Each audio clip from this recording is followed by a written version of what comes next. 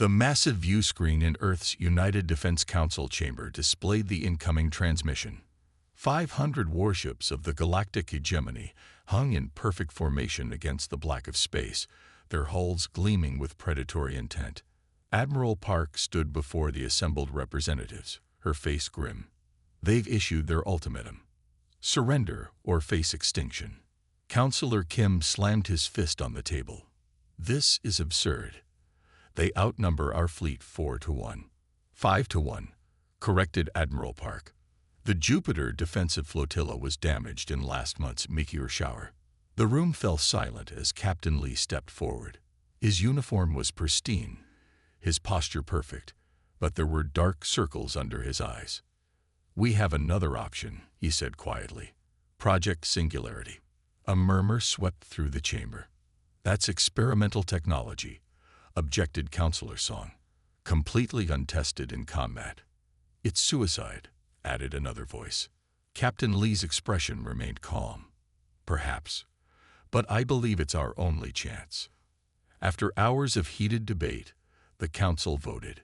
The decision was made. Humanity would answer the hegemony's challenge with a single ship. Captain Lee walked slowly through the quiet halls of the defense headquarters. The news of the Council's decision had spread fast. Staff members stepped aside as he passed, some nodding with respect, others avoiding his eyes. They all knew what his mission meant. He entered his office and closed the door. The small room was sparse. A desk, a chair, and a single photo of his family. Lee picked up the picture, his fingers tracing the smiling faces of his wife and daughter. He had not told them yet. How could he explain that he might never come home? His comm unit beeped. "Captain, Admiral Park requests your presence in Hangar 7. "On my way," he replied. Hangar 7 was usually restricted to the highest clearance personnel. Today, the massive doors stood open. Lee stepped inside and paused. In the center of the hangar bay, bathed in harsh white light, was Project Singularity. The ship was unlike any vessel in Earth's fleet, where other ships were bulky and utilitarian. This craft was sleek and almost predatory. Its hull was midnight black, seeming to absorb the light around it. No visible weapons marred its smooth surface, yet it radiated power. Admiral Park stood beneath one swept wing, talking with Chief Engineer Juan. They turned as Lee approached. "Captain," Park nodded. "Meet the HS Defiant. She's yours now." Engineer Juan stepped forward, his eyes bright with barely contained excitement. "Captain Lee, we've been working around the clock to finish the final calibrations. The quantum core is stable, and the phase shift technology is functioning at 98% efficiency." 98%. Lee raised an eyebrow. Juan shrugged. "Best we can do in the time we have. The theory is sound, but theory won't save Earth." Admiral Park interrupted. "We need results." Lee walked slowly around the ship, taking in every detail. "How does it work?" Juan followed, tablet in hand. "The Defiant operates on principles that the hegemony has never encountered. Their technology is based on conventional physics, mass, energy, momentum. The Defiant exists partially outside those constraints." "Explain," Lee said. "The quantum core allows the ship to exist in multiple states simultaneously. When fully engaged, the Defiant can phase between dimensions, becoming essentially untouchable by conventional weapons. The same technology allows our own weapons to bypass enemy shields." Lee stopped walking. "It sounds too good to be true." "It is," admitted Juan. "The power requirements are enormous. We can maintain full phase status for only short periods. And the quantum core is temperamental. Push it too hard, and the feedback could tear the ship apart." "So it's still suicide," Lee said quietly. Admiral Park stepped between them. "It's hope, Captain. More than we had yesterday." She handed him a data chip. "Your crew assignments. The best we have. They're waiting to meet their captain." The crew assembly room was subdued when Lee entered. 12 men and women stood at attention, all wearing the same expression: determination mixed with fear. Lee had reviewed their files on his way down. Each was a specialist, the top in their field. Each had volunteered knowing the odds. At ease, he said, "I'm Captain Lee. In 6 hours, we will depart on what may be the most important mission in human history." He looked at each of them in turn. "I won't lie to you. Our chances are slim. The hegemony force outnumbers us 500 to 1. But we have technology they've never seen, and sometimes surprise is worth more than numbers." A young lieutenant raised her hand. "Sir, is it true that the Defiant can become invisible?" "Not invisible, Lieutenant Ban," Lee corrected. "Something more complex. Engineer Juan will brief you on the details during your tour of the ship. For now, I need each of you to understand something." He paused, choosing his words carefully. "This mission is not about dying gloriously. It's about surviving smartly. The hegemony expects us to either surrender or throw our entire fleet against them in a doom blast stand. We're going to show them that humans are more unpredictable than that." The tension in the room eased slightly. Lee continued, "Report to your stations on the Defiant in 1 hour. Familiarize yourselves with your systems. We launch at 600.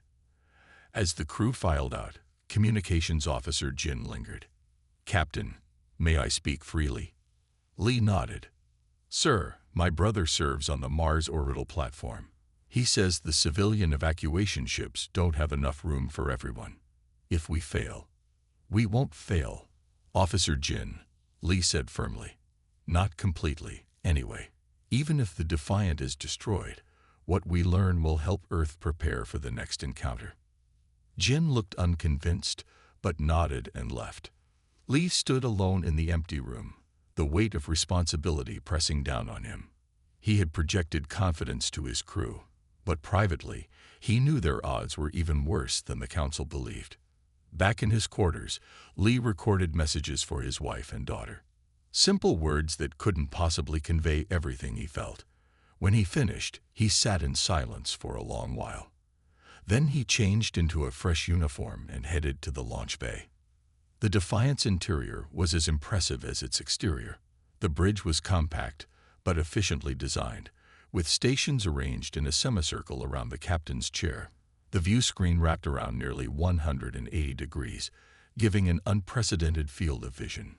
Engineer Juan was running final diagnostics when Lee arrived. "Captain on the bridge." Someone called, and the crew snapped to attention. "Stations," Lee ordered, and they quickly moved to their positions. "Status report." "All systems online," reported Juan. "Quantum core at stable output." "Weapons systems calibrated and ready," added Tactical Officer Kang. "Navigation plotted for the rendezvous coordinates," said Pilot Officer Moon. Lee took his seat. "Communications. Inform Admiral Park we are ready for departure." Officer Jin activated her console. "Channel open." "Sir." The view screen showed Admiral Park standing in the control center. "Defiant, you are clear for launch. Earth stands with you." Her voice was steady, but her eyes betrayed her concern. "We won't let you down, Admiral," Lee responded. "Good hunting, Captain." Park saluted, and the screen returned to the view of the hangar doors slowly opening. Lee took a deep breath. "Moon, take us out. 1/4 thrust until we clear Earth orbit." The Defiant lifted smoothly, its advanced engines nearly silent. Through the view screen, Lee watched as the massive hangar fell away, then the sprawling Defense Headquarters complex, and finally the curve of Earth itself. The ship accelerated, heading toward the jump point where they would make the quantum leap to meet the hegemony fleet. No one spoke. Each crew member was lost in their own thoughts, perhaps saying silent goodbyes to the blue planet receding behind them. As Earth dwindled to a bright star among countless others, Lee felt a strange calm settle over him. Whatever happened next, humanity had refused to surrender. They had chosen to fight, not with brute force but with ingenuity. "Jump coordinates locked in, Captain," announced Moon. "Ready on your command." Lee looked around at his crew. These 12 brave souls who might be the last hope for their species. "Engage quantum drive," he ordered. The stars blurred, and the Defiant leaped into the unknown. The HSS Defiant hung in its docking cradle, sleek and obsidian against the stars. Unlike the bulky warships that made up Earth's main fleet, the Defiant was elegant, almost delicate in appearance. "She's beautiful," whispered Lieutenant Yoon as she stood beside Captain Lee on the observation deck. Chief Engineer Choi approached, tablet in hand. "Final systems check complete, Captain. The quantum fold drive is stable, and the phase shift arrays are operational. Aria's neural networks are running at optimal capacity." As if summoned by her name, the ship's AI spoke through the nearby console. "Good morning, Captain Lee. All systems are functioning within parameters. I look forward to our mission." Lee nodded. "Thank you, ARIA, and thank you, Engineer Choi, for your exceptional work." "It's still theoretical," Choi cautioned. "The simulations look promising, but theory becomes practice today." Lee interrupted gently. "Gather the crew. We launch in 2 hours." As the engineering team dispersed, Admiral Park joined Lee at the viewport. "The hegemony has never seen this technology," she said. "You'll have the element of surprise." "Assuming it works," Lee replied. Park's expression was solemn. "Good luck, Captain. Earth is counting on you." Captain Lee spent a few more minutes studying the Defiant through the viewport. The ship represented humanity's greatest technological achievement, and perhaps its final hope. The design had been classified beyond top secret for the past 5 years, with only a handful of scientists and military personnel aware of its existence. Lee turned away from the window and made his way through the busy corridor toward the ship's main airlock. Technicians rushed past him carrying equipment and running final checks. Everyone worked with quiet intensity, aware of what was at stake. Inside the Defiant, the air smelled clean and new. The corridors were narrower than on standard military vessels, designed for efficiency rather than comfort. Lee ran his hand along the smooth wall as he walked toward the bridge. The material felt warm to the touch, almost alive. "The hull is partially organic," said a voice behind him. Lee turned to find Chief Engineer Choi following him. "It can repair minor damage on its own." "Will that be enough?" Lee asked. Choi's expression was serious. "Against conventional weapons, yes. Against the full might of the hegemony fleet, we'll see." They continued in silence to the bridge. Unlike the cavernous command centers of Earth's battleships, the Defiant's bridge was compact. 6 stations were arranged in a tight semicircle, with the captain's chair at the center. The walls curved into a seamless view screen that offered a 360-degree view of the space around the ship. Lee settled into his chair as the bridge crew took their positions. Lieutenant Yoon at navigation, Officer Kang at weapons, Officer Jin at communications. Each wore the same determined expression. "ARIA, begin pre-launch sequence," Lee ordered. Pre-launch sequence initiated. The AI's calm voice responded. Unlike older ship AS, ARIA didn't need speakers or displays to communicate. Her voice seemed to come from everywhere at once, yet it was never intrusive. "Captain," called Officer Jin, "Admiral Park is requesting permission to come aboard." Lee nodded. "Granted." A few minutes later, Admiral Park stepped onto the bridge. The crew snapped to attention, but she waved them back to their duties. "At ease. I won't keep you long." She approached Lee and handed him a small data chip. "Last-minute intelligence on the hegemony fleet. Their formation patterns, communication frequencies, might be useful." "Thank you, Admiral." Lee accepted the chip. Park looked around the bridge, her eyes taking in every detail. "I helped design the first Earth defense ships, 30 years ago. They were sturdy, reliable vessels. Nothing like this." She gestured at the sleek controls and advanced displays. "Sometimes I wonder if we've progressed too quickly, pushed technology too far." "Would you rather we surrendered?" Lee asked quietly. Park shook her head. "No, but I've seen what happens when we rely too heavily on untested technology." She lowered her voice so only Lee could hear. "The quantum core, it's stable. Engineer Choi says it is. Choi is brilliant, but he's also optimistic. Watch the core readings carefully. At the first sign of instability. I know the protocols, Admiral. Park nodded. Of course you do. That's why you're in that chair. She straightened up and addressed the bridge crew. You are the finest officers Earth has to offer. Whatever happens today, know that humanity stands with you. With that, she turned and left the bridge. As the door closed behind her, Lieutenant Yoon spoke up. Sir, is it true what they say? That if the quantum core destabilizes, it could create a black hole. Lee looked at her steadily. Focus on your duties, Lieutenant. One problem at a time. The next 90 minutes passed in a blur of activity. The crew ran through their final checklists, tested systems, and prepared for launch. Lee reviewed the intelligence Park had provided, committing the hegemony fleet formations to memory. Captain. Aria's voice interrupted his thoughts. Engineer Choi requests your presence in the engine room. Lee found Choi kneeling beside a complex array of equipment that pulsed with soft blue light. The quantum core, the heart of the Defiance revolutionary technology. Is there a problem? Lee asked. Choi stood up, wiping his hands on a cloth. No, sir. Just wanted you to see this before we launch. He gestured at the core. It's beautiful, isn't it? The culmination of human scientific achievement. Lee studied the gently pulsing lights. It's smaller than I expected. Size isn't everything, Captain. Choi smiled slightly. This core contains more energy than all of Earth's power plants combined. It exists partially outside our dimension, which is how it generates so much power without massive radiation or heat. And this is what will let us phase between dimensions. Exactly. When the core is activated fully, it creates a field around the ship that shifts us slightly out of sync with normal spacetime. Enemy weapons will pass through us like we're ghosts. Choi's excitement was evident in his voice. And our own weapons, when fired through the same field, can bypass any known shields. How long can we maintain this phase state? Choi's enthusiasm dimmed slightly. That's the limitation.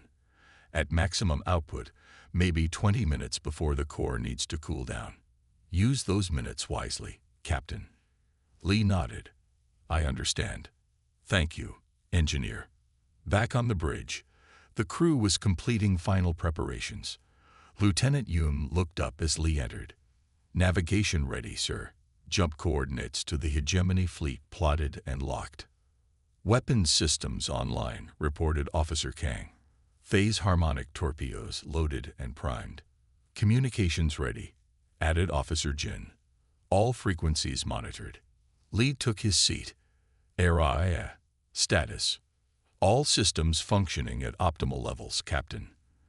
The ship is ready. Open a channel to launch control. The view screen shifted to show the launch bay control room. A young officer saluted. Defiant, you are cleared for immediate launch. Docking clamps releasing now. The ship trembled slightly as the massive clamps holding it in place withdrew. For a moment, the Defiant floated freely in the hangar. Maneuvering thrusters only, Lieutenant Yoon. Take us out slowly. The Defiant glided forward, its movement so smooth it was barely perceptible. The huge hangar doors parted, revealing the starfield beyond. Clear of the station, Captain, Yoon reported. Set course for Jump Point Alpha. 1/4 power. The ship accelerated gracefully, leaving Earth's orbital defense platform behind. Through the view screen, Lee could see other ships of Earth's fleet watching them pass. Some flashed their running lights in salute. We'll be at the jump point in 3 minutes, said Yoon. Lee opened the ship-wide communication channel. This is Captain Lee. We are about to make our jump to the hegemony fleet's position. Our mission is clear.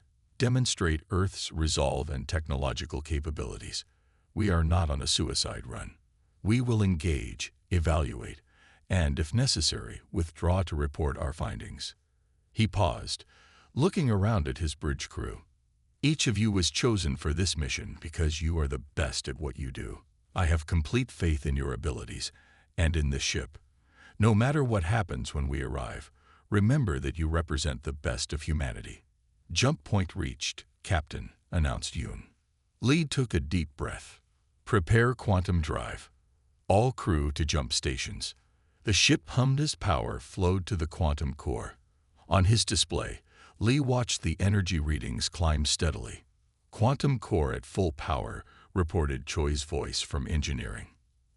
ARIA, initiate jump sequence. Jump sequence initiated. The AI confirmed. 3, 2, 1. The stars on the view screen stretched into lines, then vanished completely as the Defiant entered the quantum corridor. For a brief moment, the ship existed in a place between dimensions, a realm of swirling energy patterns that no human eye was meant to see.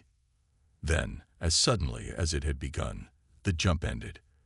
The view screen cleared to show normal space once more, but now, filling their view, was the massive hegemony fleet, 500 warships arranged in perfect attack formation. And they were waiting. We've arrived, said Lee quietly. Battle stations.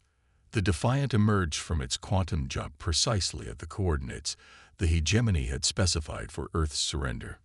Before them stretched the vast alien armada, ships of various designs arranged in perfect battle formation. Open a channel, Captain Lee ordered. Lieutenant Yoon's fingers danced across her console. Channel open, sir. The view screen flickered, revealing the scaled face of Supreme Commander Dole, his reptilian features contorted into what might have been amusement. This is how Earth responds to our ultimatum. One ship. His translator conveyed the mockery perfectly. Where is your fleet, human? Lee sat straight in his command chair. I am Captain Lee of the HSS Defiant. We come to negotiate terms. Laughter echoed across the transmission. There are no negotiations, only submission or destruction. Perhaps a demonstration would be appropriate, Lee suggested calmly. ARIA, initialize phase protocols. Phase protocols active, Captain. The AI responded. The Defiant shimmered briefly, and then, to the astonishment of the hegemony observers, the ship split into 3 identical vessels. Supreme Commander Dole's eyes widened. What trickery is this? Not trickery, Lee replied. Science. Now, shall we discuss those terms? The hegemony commander snarled something in his native tongue that the translator didn't catch. The transmission cut abruptly. Enemy vessels powering weapons, reported Officer Han from Tactical. Lee nodded. And so it begins. The bridge of the Defiant fell silent as the crew watched the enemy ships begin to move. Massive weapons ports opened along the sides of the hegemony vessels, glowing with energy. All hands, brace for incoming fire, Lee announced over the ship-wide comm. He turned to Officer Han. Status of the phase shield. Operating at 95%, Captain. The power drain is within expected parameters. Engineer Choi's voice came through from the engine room. Captain, remember we can only maintain full phase for 20 minutes at most. After that, the core will need time to cool. Understood, Lee replied. He studied the tactical display, watching as the first wave of hegemony ships moved into attack position. ARIA, analyze their formation and identify command vessels. Analysis complete. The AI responded instantly. I detect 17 command-class vessels distributed throughout the fleet. Primary command signals originate from the central vessel, likely Supreme Commander Dole's flagship. The first barrage from the alien fleet lit up space. Hundreds of energy beams converged on the position of the Defiant and its 2 phase duplicates. Impact in 3 seconds, called Officer Han. Lee gripped the arms of his command chair. Despite knowing the theory of the phase shield, seeing hundreds of weapons fire directly at his ship tested his nerve. The energy beams struck and passed through all 3 versions of the Defiant, continuing into empty space beyond. A cheer went up from the bridge crew. It worked, exclaimed Lieutenant Yoon, her eyes wide. Of course it worked. Engineer Choi's voice came through, though even he sounded surprised. Phase shield holding steady at 92%. On the tactical display, Lee could see confusion spreading through the hegemony fleet. Ships began to break formation, trying to reposition for another attack. "They're scanning us with everything they have," reported Officer Jin from communications. "Their channels are filled with confusion." "Let's add to that confusion," Lee said. "Officer Han, prepare to fire phase torpedoes. Target the weapons systems of the nearest destroyer-class vessels. Area. Coordinate targeting." Torpedoes locked on 6 targets, Han confirmed moments later. "Fire." 6 streaks of blue light shot from the Defiant, passing through space with unnatural speed. Unlike normal weapons, the phase torpedoes weren't limited by physics. They passed through the hegemony shift shields as if they weren't there, detonating precisely at their targets. The results were immediately visible. 6 hegemony destroyers suddenly went dark, their weapons systems disabled. "Direct hits on all targets," reported Han. "Enemy vessels have lost weapons capability, but life support systems remain intact." Lee nodded with satisfaction. They had drawn first blood without taking a single life. "Area. Open a channel to Supreme Commander Dole." The reptilian commander appeared on screen again, his scales flushed with anger. "What have you done to my ships?" "Disabled their weapons only," Lee replied calmly. "Your crews are unharmed. We could have destroyed those vessels completely, but that is not our wish." "Impossible," Dole snarled. "No technology can penetrate our shields." "As you can see, Commander, that is not correct. Now shall we discuss terms, or would you prefer a more extensive demonstration?" Before Dole could answer, alarms sounded across the Defiance bridge. "Captain, 3 cruiser-class vessels approaching at high speed," warned Lieutenant Yoon. "They're on a collision course." The hegemony had realized that if energy weapons couldn't harm the Defiant, perhaps physical impact could. "Evasive maneuvers," ordered Lee. "Maintain phase state." The Defiant moved with incredible agility, its 3-phase images separating further. The hegemony cruisers adjusted course, still trying to ram at least one of the images. "Engineer Choi, we need more power to the engines," Lee called. "You've got it, Captain, but it will drain the phase shield faster." The first cruiser passed through one of the Defiant's phase duplicates, causing the image to flicker briefly before reforming. The second cruiser altered course, heading directly for what it believed was the real Defiant. "Impact in 5 seconds, called Yoon, her voice tense. "Hold course," Lee ordered. "Area, prepare to shift phase frequency on my mark." The massive alien cruiser bore down on them, filling the view screen. "Mark." The Defiant's quantum core pulsed, and the ship's phase frequency shifted slightly. The hegemony cruiser passed through them, as if through empty space, its crew undoubtedly confused and frightened by the experience. "Phase shift successful," reported ARIA. "However, power consumption has increased. Phase shield now at 78%. Lee watched as the third cruiser abandoned its attack run, clearly unnerved by what had happened to its companions. "Open channel fleet-wide," Lee ordered. Officer Jin worked her console. "Channel open, broadcasting to all hegemony vessels." Lee stood from his chair, facing the view screen. "This is Captain Lee of the HSS Defiant. You have witnessed a fraction of our capabilities. Your weapons cannot harm us. Your ships cannot touch us. Yet note that we have destroyed none of your vessels, harmed none of your crews." He paused, letting his words sink in.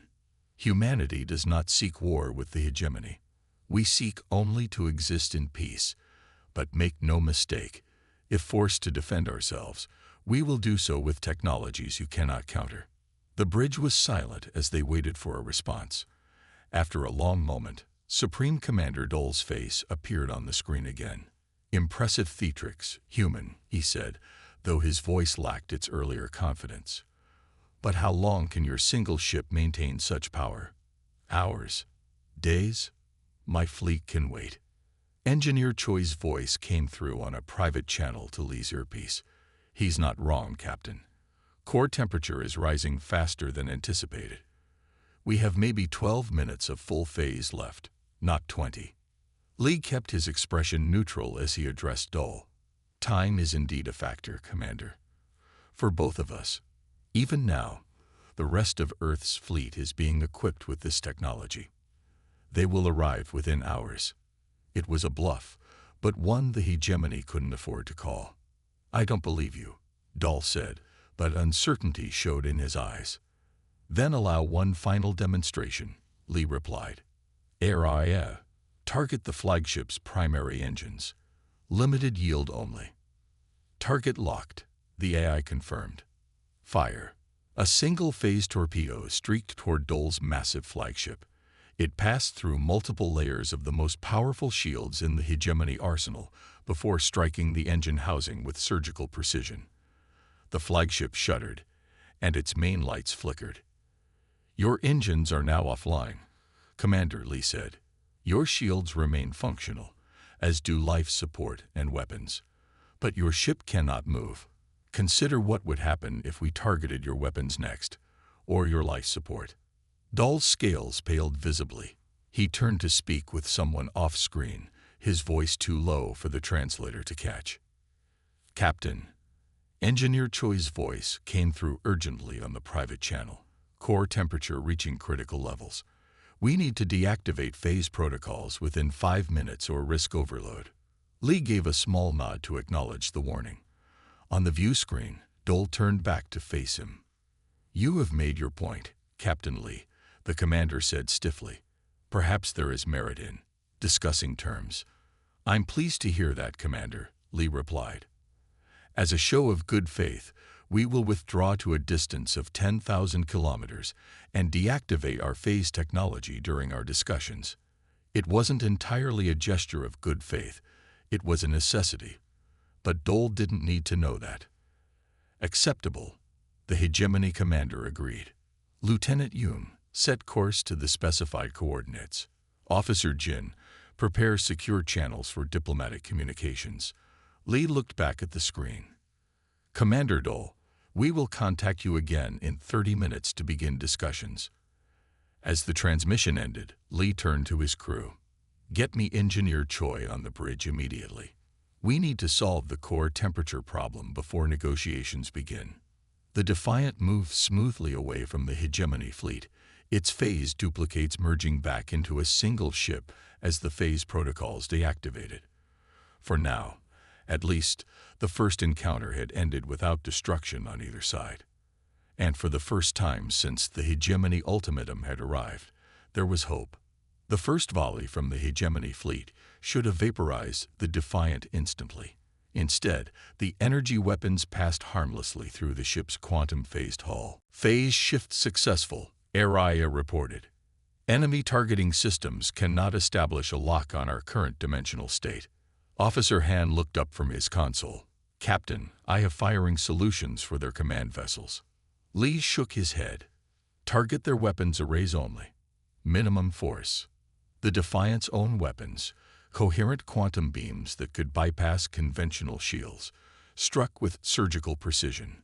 Throughout the enemy fleet, weapon systems went dark. They're adapting, warned Lieutenant Yoon. 3 destroyer-class vessels approaching on an intercept course. On the main view screen, the alien ships seemed to move in slow motion as the Defiant's temporal field manipulated local spacitime. Area. Execute maneuver sequence Ta, ordered Lee. The ship responded instantly, appearing to blink out of existence before reappearing behind the hegemony's front line. In the command center of the alien flagship, Supreme Commander Dole watched in disbelief as the impossible unfolded before him. His most powerful weapons were useless against this single human vessel. Sir, his second-in-command approached tentatively. Perhaps we should consider. Silence. Dole roared. Commit all reserves. Destroy that ship at any cost. But as the battle continued, more and more hegemony vessels found themselves disabled, but not destroyed. A mercy that confused the alien warriors as much as the technology they faced. The battle had been raging for nearly an hour. What had begun as a simple show of force by the Defiant had evolved into something more complex. The hegemony fleet, initially confident in their overwhelming numbers, now found themselves in disarray.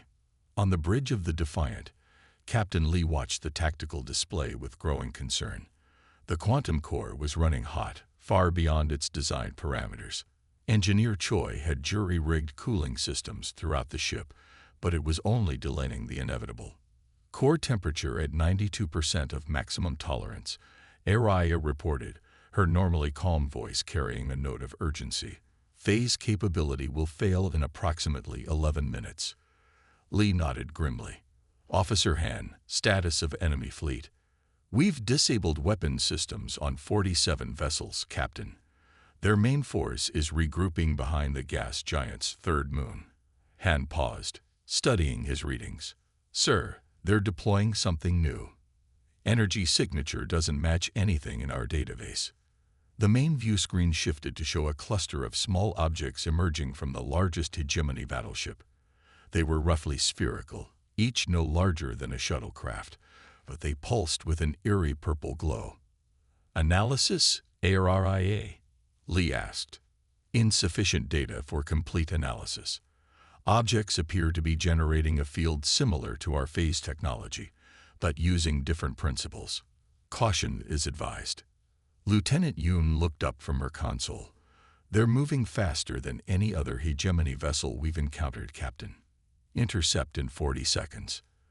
Lee considered his options quickly. The core was already dangerously hot. Using more power for evasive maneuvers would push it closer to failure. But these new devices might be able to affect them even in their phased state. Choi, he called to engineering. I need more power to weapons. Can you divert from life support temporarily? Already on it, Captain, came the engineer's strained voice. You've got 2 minutes of maximum weapons power. After that, we'll need to shut down phase shields entirely or risk core breach. 2 minutes will have to be enough. Lee turned to Officer Han. Target those spheres. Maximum yield. Targeting. Han confirmed. His fingers flew across his console. Ready to fire. Fire all weapons. The Defiant's quantum beams lanced out, striking at the approaching spheres. The first 3 exploded in brilliant purple flashes. The 4th and 5th absorbed the beams without effect and continued their approach. 2 spheres still intact, reported Han. Impact in 15 seconds. Evasive pattern Delta, Lee ordered. ARIA. Shift phase frequency. The ship lurched as it changed course, the inertial dampeners struggling to compensate. At the same time, the quantum phase field around the ship fluctuated, shifting to a different frequency.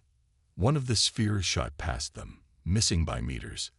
The other made direct contact with the Defiant's hull. The effect was immediate and violent. Alarms blared throughout the ship as systems overloaded. The lights flickered, and for a brief moment, the phase shield became visible as a shimmering field of energy before collapsing entirely. Phase shield down, shouted Engineer Choi over the comm. Direct hit to the primary emitter array. Lee gripped his chair as the ship stabilized. Damage report. Hull breach on Deck 3, reported Officer Jin. Emergency force fields holding. 2 crew members injured, none critical. Captain. Araya's voice cut through the chaos. The hegemony fleet is launching more phase spheres. Estimated 60 units now approaching. Without the phase shield, the Defiant was suddenly vulnerable. Lee could see on the tactical display that the main hegemony fleet was moving again, sensing their advantage. Engineer Choi, status of the quantum core. Still online but badly stressed. We can't risk reactivating the phase shield for at least 20 minutes. The engineer sounded exhausted. Captain without the shield. Lee understood the unspoken conclusion. Without their primary defense, they were just one small ship against hundreds. Sir, Officer Han said quietly, perhaps we should consider withdrawing. We've demonstrated our capabilities. We could return with reinforcements. It was the logical choice, the sensible choice, but Lee knew Earth had no reinforcements to send. This was their one shot. No, he decided. We finish what we started. Area, do we still have temporal field capability? Yes, Captain. The temporal field generator was not damaged in the attack. Lee leaned forward in his chair. Then let's use it. Lieutenant Yoon, plot a course directly for Supreme Commander Dole's flagship, maximum speed. The bridge crew exchanged glances, but no one questioned the order.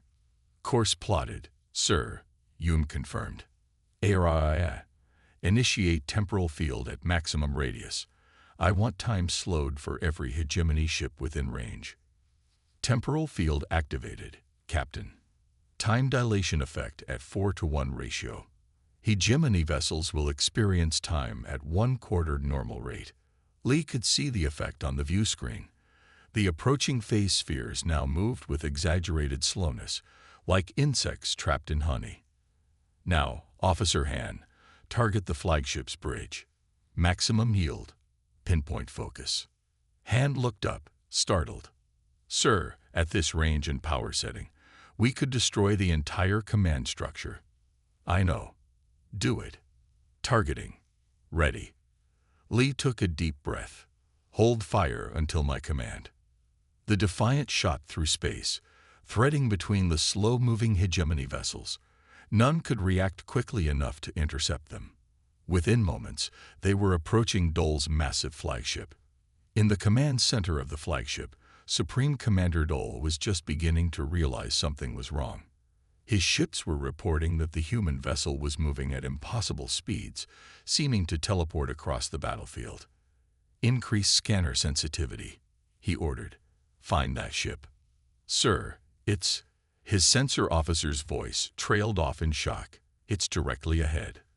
Distance 0.5 units, and closing rapidly.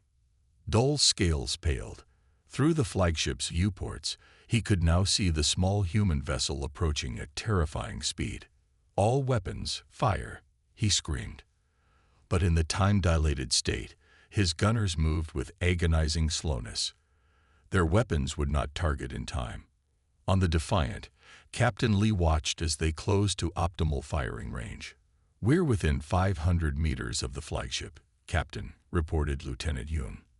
Any closer, and we risk damage from our own weapons. Lee nodded.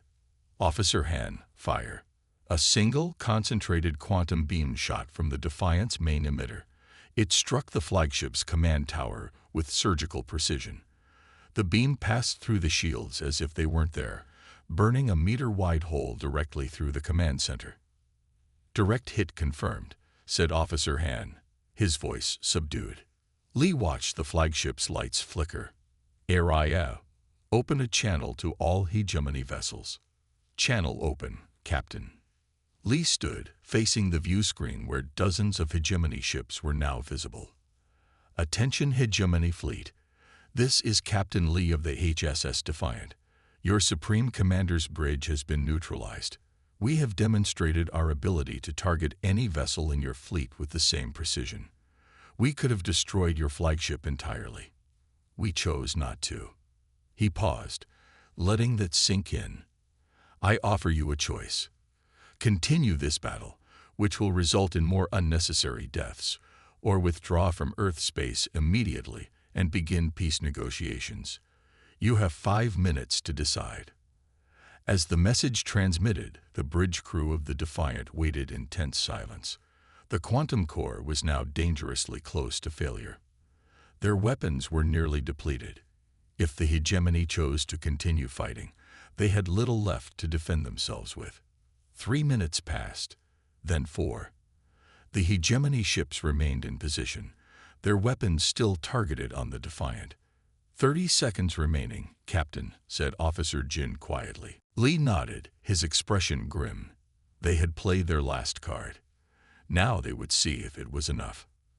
At 4 minutes and 52 seconds, Officer Jin's console lit up. Captain, incoming transmission. It's from the hegemony subcommander. On screen, Lee ordered. The reptilian face that appeared wasn't Dole, but another hegemony officer. His scales were a paler shade, his manner less aggressive. This is Subcommander Tak of the hegemony fleet, he said stiffly. Supreme Commander Dole has been incapacitated. I now hold command. We accept your terms for temporary cessation of hostilities and withdrawal from this system." A collective sigh of relief swept through the Defiance bridge. "A wise decision, Sub-Commander," Lee replied. "We will transmit coordinates for future diplomatic contact."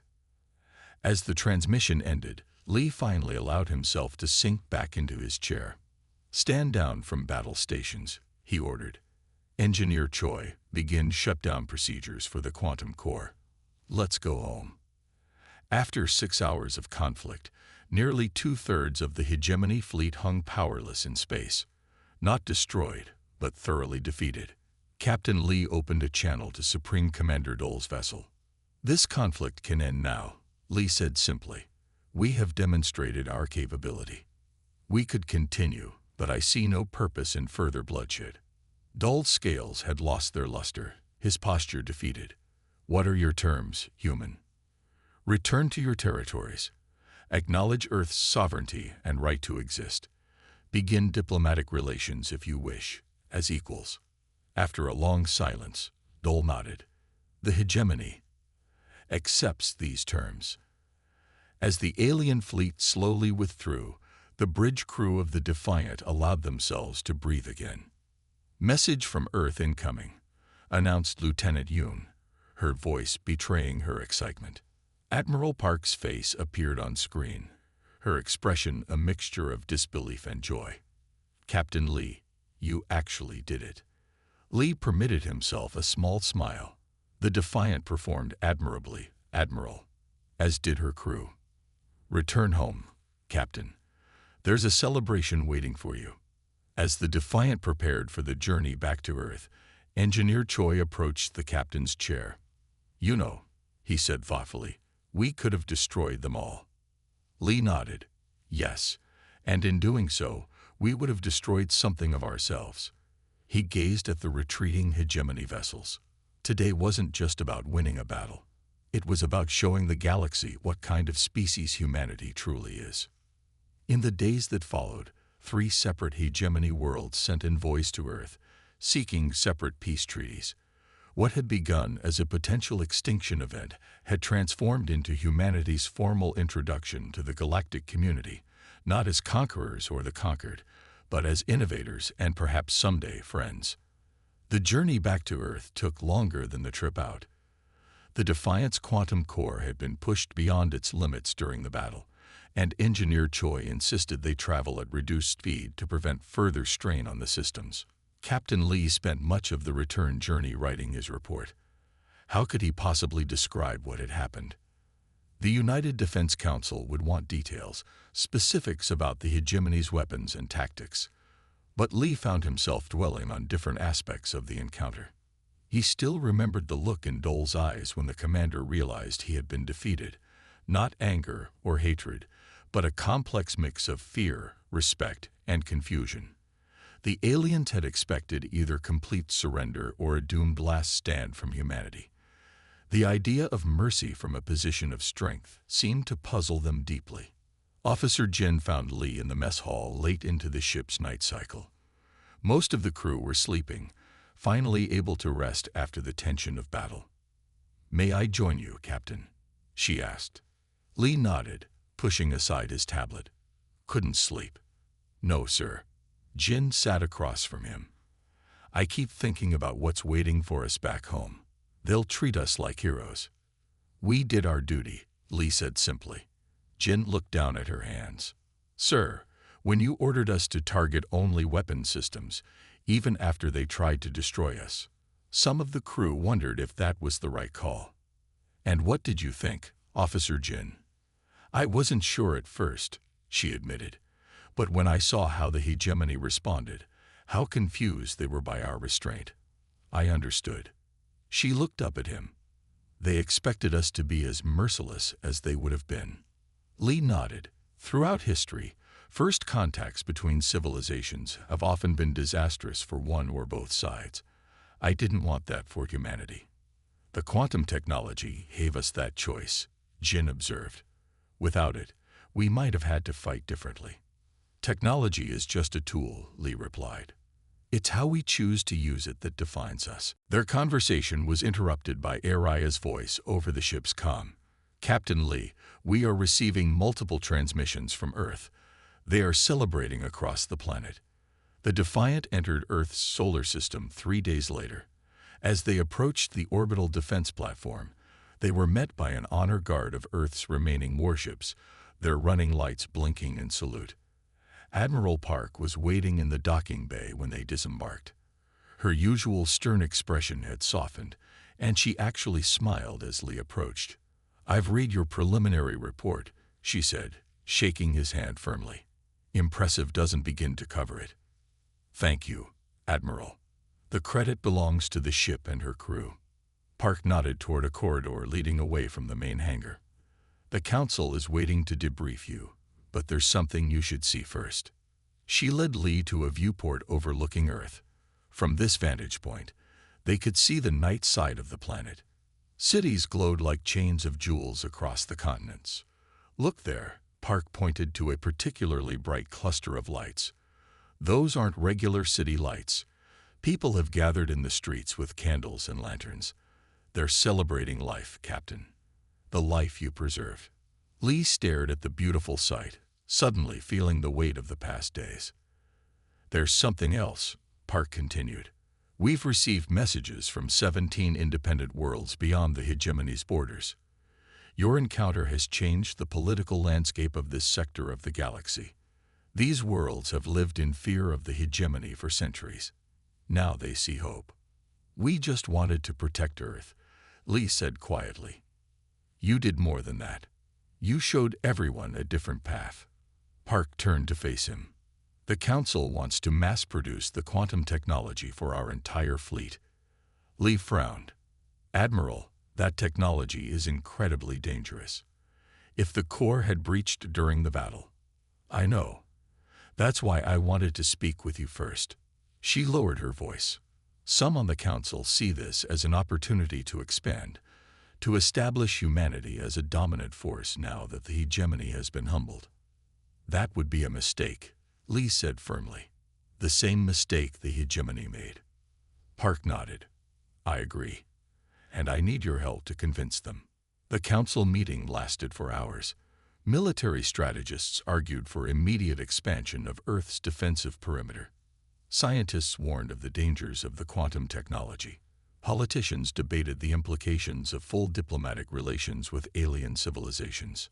Through it all, Captain Lee sat quietly, speaking only when directly addressed. Finally, Council President Bai turned to him. "Captain Lee, you've heard all the arguments. You've seen the hegemony up close. What course would you recommend for Earth going forward?" Lee stood, looking at each council member in turn. The Defiant was built with one purpose: to defend Earth when conventional defense seemed impossible. It succeeded in that mission, but the greater success came not from the technology itself, but from how we chose to use it. He activated a display showing the hegemony fleet retreating. We could have destroyed them all. Instead, we showed restraint. That choice has already brought diplomatic overtures from 3 hegemony worlds and 17 independent systems. The quantum technology gives us an advantage, yes, but advantages are temporary. Someone will eventually develop countermeasures. What will last longer is the impression we've made: a species that chooses peace from a position of strength. Council President Ba considered his words. "What specifically do you suggest?" "Share the defensive applications of the quantum technology with our allies. Establish diplomatic relations with all willing parties, including former hegemony worlds. And most importantly, create a framework for peaceful cooperation that makes large military forces unnecessary." The debate continued for several more hours, but in the end, the Council voted to follow Lee's recommendations. In the months that followed, Earth became a hub of diplomatic activity. The Defiant, repaired and upgraded, became a symbol of humanity's emergence onto the galactic stage. Captain Lee and his crew were offered prestigious positions, medals, and rewards. Lee accepted only one offer: command of the Defiant's first diplomatic mission to the former hegemony worlds. As they prepared to depart, Engineer Choi joined Lee on the observation deck. Together, they watched as representatives from 12 different species boarded the ship. "Did you ever imagine this outcome when we faced that fleet?" Choi asked. Lee shook his head. "I just wanted to get my crew home alive. And instead, you changed the course of human history." Choi smiled. "Not bad for one small ship." "Not the ship," Lee corrected gently. "What it represented, the best of what humanity can be." As the Defiant departed Earth once more, it carried not weapons of war, but envoys of peace. The ship that had been built to save humanity in its darkest hour was now helping to build a brighter future, not just for Earth, but for all the worlds now reaching out across the stars. The end.